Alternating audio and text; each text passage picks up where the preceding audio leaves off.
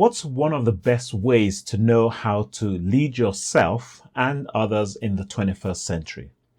Well, it starts with understanding how our brain works. And in this video, I'm going to share with you 5 important functions of the brain that will help you lead yourself and others coming up. Hi, this is Toye Oshunbiyi, founder of Business Leaders Coach, and we coach CEOs of small, medium-sized businesses to help them build their business and enjoy their life. Now, in this video, I'm going to share with you 5 important functions of the brain that you need to know in order to lead yourself and then lead others effectively. Now, I don't know if you've noticed that there's been a different call to leaders over the past number of years. For example, more leaders are being challenged to ask more questions than tell. Gallup and Harvard Business Review are encouraging leaders to become more coaches than bosses. Why the sudden change? Well, as a learning and development professional, we now know that the science has revealed so much about our brain through the study of neuroscience that we cannot ignore. So if you want to be an effective leader in the 21st century, you must have a fairly good knowledge about how our brain works. In fact, I can categorically say that if you do not know how our brain functions, you cannot be a great leader in this 21st century. And I would say again, if you do not know how our brain functions properly, you cannot be a great leader in this 21st century. Now, the important thing is that you need to first know this for yourself. As this will enable you to practice these things. And that's the reason why the focus here is on self-leadership, as this will help you to role model, and then you're able to help others. I mean, let's face it, many leaders are feeling tired, overwhelmed, exhausted, and depleted. And if you feel that way, maybe you can put a comment. And the reason why is because we're just bombarded with so much information. And what happens is that a lot of senior leaders, CEOs of their businesses, they don't realize that leadership is also caught. It's not taught, which means that a lot of what you expect from your people needs to be role modeled. And that's the reason why this is an important message for you as the leader, as the CEO. Many times CEOs wonder why maybe their direct reports aren't aspiring to be like them, aren't motivated like them. And what they sometimes don't realize is that whole principle that leadership is caught, is not taught, and that they perhaps look at you and don't aspire to be like you. And that's just the reality. And they say to themselves subconsciously, well, I don't want to end up like you. And the reason is because perhaps you're not putting these things into practice. So over the next few weeks, I'm going to be posting some videos that can help you get a better understanding of your brain and how knowing this can then help you first lead yourself in this 21st century, put these things into practice, and then you can pass it on to your team. And as I said earlier, that this will help you to live it out, to role model it. Here's what I typically experience. Oh, come in and train my leaders, but you, the owner, the leader of the organization, you need to understand this as well. And not only that, what I'm going to share with you, you're going to find out that some of the things that you're doing are counterintuitive to how the brain functions. And that's the reason why it's important for you to first embrace this for yourself rather than just passing it on to others. And so it will help you to pass it on, and it will help them lead themselves better, because no matter how large you might want to scale your business, you're going to need to remind yourself and find out that it's the people that are going to get you there. It's the 21st century. We're knowledge workers. So it's these people that are going to help you get there. And the only way you're going to be able to help them is when they understand how their brain functions. So in this video, we're going to look at 5 main functions of your brain. Most of this you would know, but as we build on this knowledge in subsequent videos, you will understand why it's always important to go back to the basics. As Vince Lombardi, the great coach, would say to his team, he will hold up a football and he will say, "This is a football." And I think for leaders in this 21st century, we need to simply be able to look at the functions of the brain and simply start off with the fundamentals. So let's go into the 5 main functions of our brain. Number 1 is actually called the executive function. Now, this is the part of the brain that regulates and enables us to control our attention. Some have described it as the air traffic control, or another word used under this function is that it gives us the ability to inhibit or resist. We can learn to be more in control of this part of our brain, but we have to be intentional about it. And it's one of the key factors that we need to come to an awareness that, only when we're intentional about our brain that we take charge of it. And so we're going to come back to this function because it's one of the most important parts of our brain that we need to understand. And it's one of those examples where sometimes people will come to me and say, "Toye, how do I motivate my people? How do I inspire my people?" And yes, we can actually motivate for a while, we can inspire for a while, but the more we now understand that actually there's a part of our brain that we need to take ownership of. You see, you get the point. You need to know that you are the one that needs to take ownership of this. And so you need to cascade that same thinking down to your team members, that they need to take ownership of this. But remember, don't point to them first. You sort this out. Let's learn this for ourselves. Then we can role model this as we pass it down to others. So that's the first function, which is the executive function. The second function of the brain is that it's a place, obviously, where we make decisions. We know this very well. The brain is used to make decisions out of the information placed before it. A great author, David Rock, who wrote the book Your Brain at Work, uses the analogy of bringing 2 actors up on stage and then we're having to make value judgments. Obviously, the problem that we have today is that we have too many actors on stage. So sometimes, do you find it hard to make decisions?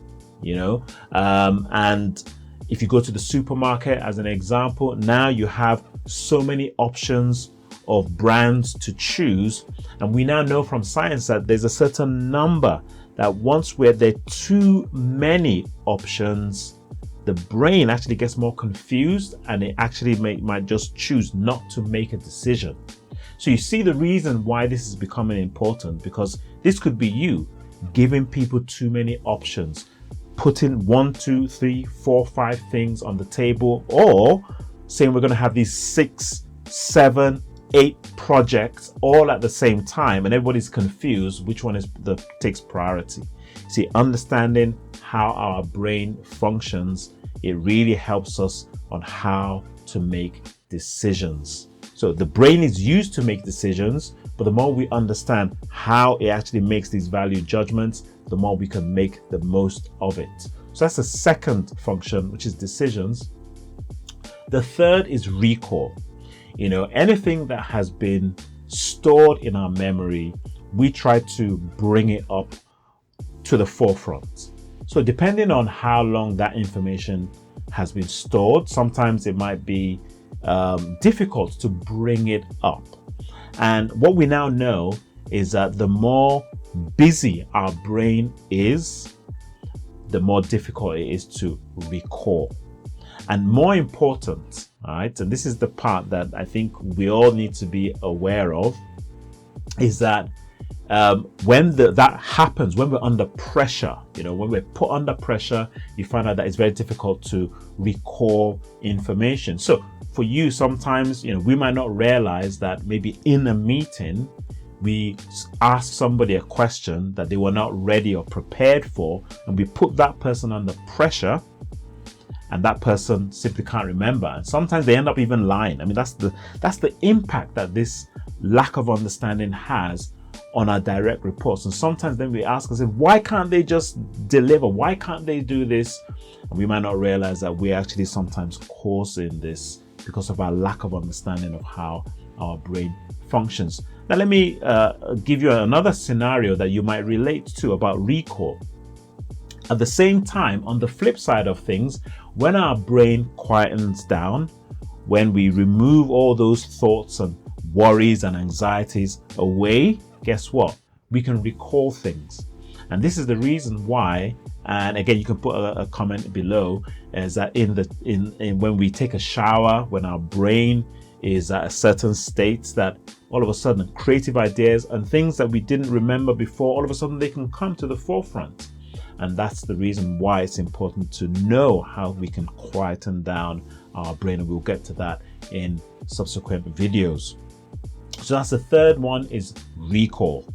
The fourth is it helps us understand, understanding. So when we understand something, this is because we are able to connect new information with the information that we already have. And this is the reason why telling stories, giving analogies, it helps, because once there is a connection, then we can understand. And so sometimes when you give a story, or you explain something with something that the person is familiar with, you see the response, I understand what you're saying now. So telling stories is a good one for that. But this, again, it's important that we realize that that's the function of the brain, to understand. But if we don't make that connection with something familiar, the person might not understand. So sometimes I get people come to me and say, why don't my people just understand this, what I'm trying to explain?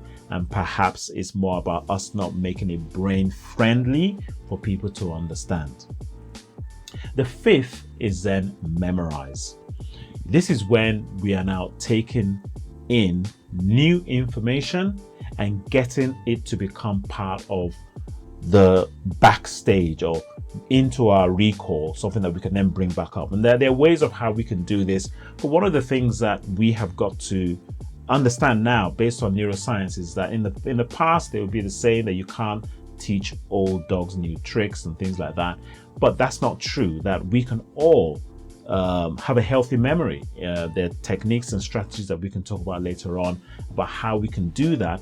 But one of the things that I can just quickly put out there is that sometimes, therefore, you need to make things easier to memorize. And I'll give an illustration at the end of this video, just so that you can understand what I'm talking about. That yes, you have your policies, yes, you have your principles, yes, you have your vision, yes, you have all these things, but people can't remember them. And so we now that we understand how the brain functions, there are ways of how you can do that. And as I said right at the end, I'll give you an example based on this video in itself. So there you have it, the 5 functions of your brain. But here's what you need to know. If you are crowding your brain with so much information, you will not get the maximum output from your brain. Okay, that's for you. But then you've got to ask yourself another question. Are you crowding out your direct reports, your team members, with so much information? Then it's obvious that you're not going to get the maximum output from them as well. So I hope you're able to now see the reason why it's important for us to understand how our brain functions, and what is going to help you control what you allow in your brain is the executive function. As mentioned earlier, it is like the control tower that you need to learn how to nurture and develop to self-lead effectively. So what areas of your brain function needs attention? Is it taking charge of your thinking? Is it decision making? Is it recall? Is it understanding? Or is it memorizing? Why don't you put your comments in the chat below? And if you found this video helpful, please subscribe and ring the bell so that you can be notified when I upload more videos just like this. And if you want to remember these 5 functions of your brain, you can simply remind yourself of E-DRUM. So I've used that as a simple acronym: E for executive function, D for decisions, R for recall, U for understanding, and M for memorize. And these are simple techniques that you can use even with your people, so everybody can remind themselves of certain points that you're trying to get across, so that they can understand and they can really begin to use their brain in this 21st century. But one of the things that's important is really getting a better understanding of our executive function. And so watch out for my next video, as it's going to be on that topic. For now, this is Toye Oshunbiyi for Business Leaders Coach. Catch you later.